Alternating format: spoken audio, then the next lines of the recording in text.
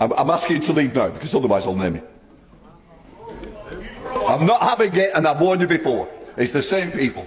Security just dragged the Prime Minister out of Parliament. He was screaming. Cameras were rolling. The entire world watched a sitting leader get escorted out like a criminal.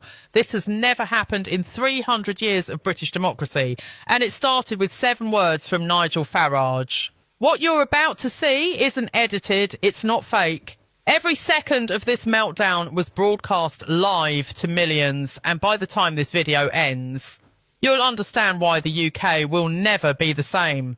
But first, if you want to see how power collapses in real time, hit that subscribe button, because what happens next is absolutely insane. Wednesday, 12:15 p.m, the House of Commons is packed. Cameras are rolling. Prime Minister's Questions, the weekly ritual where the PM faces his critics, is about to begin. MPS fill the green benches. The nation is watching. Everything seems normal. But in less than 3 minutes, the entire country will witness something that breaks 300 years of parliamentary tradition. Nigel Farage stands. The Reform UK leader has been waiting for this moment. He's armed with leaked documents, immigration statistics, and a very specific accusation. But here's what makes this different. Farage isn't shouting. He's not waving papers. His voice is calm, almost surgical. Mr. Speaker, Farage begins, the Prime Minister promised to stop the boats. Instead, we've seen 45,000 illegal channel crossings this year alone. Deportation flights cancelled, hotels costing taxpayers £8 million per day, and now leaked documents reveal secret talks with Brussels about rejoining EU migration schemes. Every word lands like a hammer. Starmer's jaw tightens. Labour MPs shift uncomfortably. This isn't political theatre. This is a prosecutor at reading charges. Farage continues. The British people voted for border control. They voted for sovereignty. Instead, they got betrayal dressed up as compassion. When will the Prime Minister admit his policies have failed? The chamber holds its breath. Harsh? Yes. But still within parliamentary rules. Until what happens next? Without waiting for Speaker Lindsay Hoyle to call on him, Prime Minister Keir Starmer erupts from his seat. His finger jabs across the chamber. His voice cracks with pure rage. How dare you lecture this government on compassion when all you do is spread hatred and division? The room freezes. Veteran MPs, people who've seen decades of heated debate, stare in disbelief. This isn't anger. This is a meltdown. Starmer's voice rises higher. You have no right to talk about British values when you've spent your career dividing this country. You are a disgrace to this chamber. Speaker Hoyle immediately calls for order. The Prime Minister will resume his seat and address the chamber appropriately. But Starmer ignores him. He steps forward, red-faced, gesturing wildly. But this man has no business questioning our policies when he can't even hold his own party together. Hoyle's voice cuts through like a blade. The Prime Minister will resume his seat immediately. Starmer keeps raging. The most powerful man in Britain is losing control on live television. And that's when the Speaker does something almost no one alive has witnessed. Standing Order 43, Hoyle declares. The chamber goes silent. This ancient rule gives the Speaker absolute authority to eject any member of Parliament who refuses to maintain order, including the Prime Minister. The Prime Minister is directed to withdraw from the chamber immediately. Starmer freezes. You can't be serious. I am entirely serious, Hoyle replies, his voice still. This chamber will not tolerate personal attacks instead of reasoned debate. Security, please escort the Prime Minister from the floor. The gasps are audible. Camera shutters click like machine guns. 2 security officers approach the Prime Minister. Starmer looks around desperately, but no one moves to help him.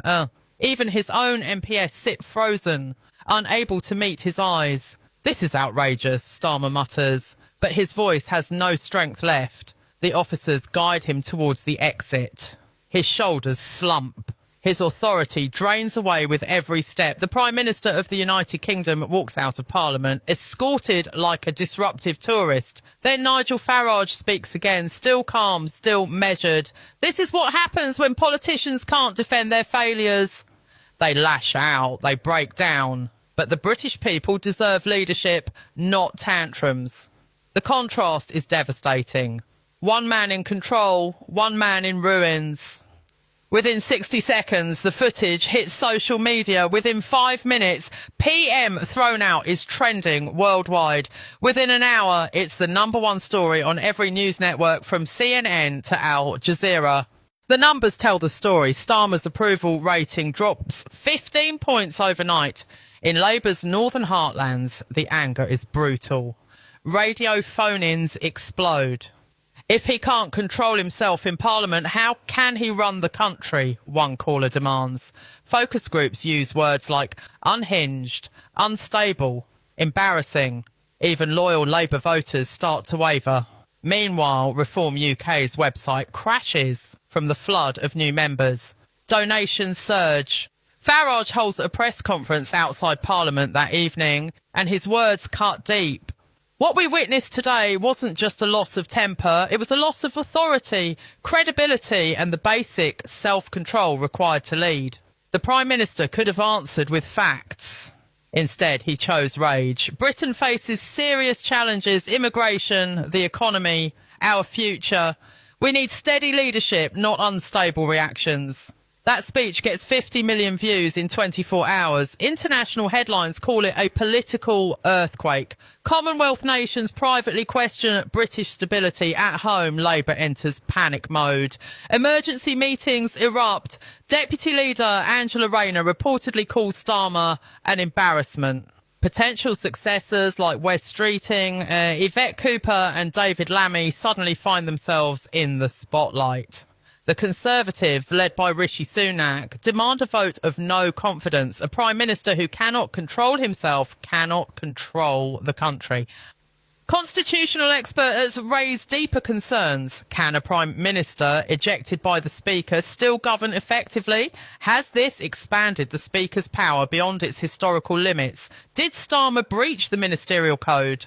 For 48 hours, Starmer says nothing. No speeches, no interviews. No tweets, silence. And that vacuum allows everyone else to define the narrative. Reform UK floods social media with side-by-side clips. Farage's composure versus Starmer's rage. The contrast is brutal and effective. 1 week later, the polls are catastrophic. Labour collapses to 28%, their lowest since 2019. Reform UK surges to 23%, dangerously close to overtaking Labour as the main opposition. The Conservatives climb to 31%, and here's the most shocking number. For the first time ever, Nigel Farage ranks second in Best Prime Minister polls, behind Sunak, but well ahead of Starmer. In Labour's former strongholds across the north, Reform UK is now leading in some constituencies. The political map of Britain is being redrawn in real time. The media piles on relentlessly. The Guardian calls it a moment of madness. The Mirror asks bluntly, "What have you done, Keir?" Late night shows dissect every frame. Comedians mock it. Memes flood the internet.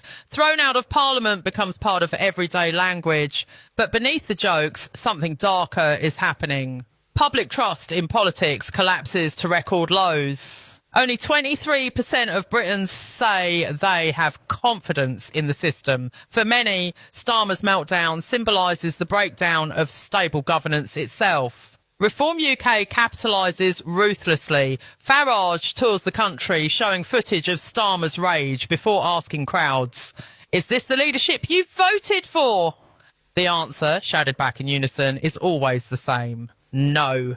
Labour tries to spin the outburst as passion or standing up to extremism. Nobody buys it. Cabinet ministers defending Starmer look awkward and unconvincing on camera. The public sees through it immediately. 3 weeks after the incident, Labour MPs formally submit letters of no confidence in Starmer's leadership. Senior figures accuse him of disgracing the party. The man who won a historic majority just months ago now faces a fight for his political survival. So here's where we are. One explosive moment didn't just damage a prime minister, it triggered a political earthquake that's still sending shockwaves through the entire system. The old establishment is crumbling. Something new is rising. And that brings us to the question everyone's asking. What happens next? Will Keir Starmer survive this, or is this the beginning of the end? Could Nigel Farage actually become Prime Minister? And what does this mean for British democracy itself? Is this a one-time breakdown, or are we watching the collapse of the traditional political order in real time? The answer might come sooner than anyone thinks, because if this taught us anything, it's that in modern politics, everything can change in 3 minutes. Drop your predictions in the comments. Do you think Starmer will resign? Will Reform UK keep surging? And could we actually see Farage in number 10? Let me know what you think. And if you found this breakdown valuable, hit that like button and share this with someone who needs to see it, because this story is far from over.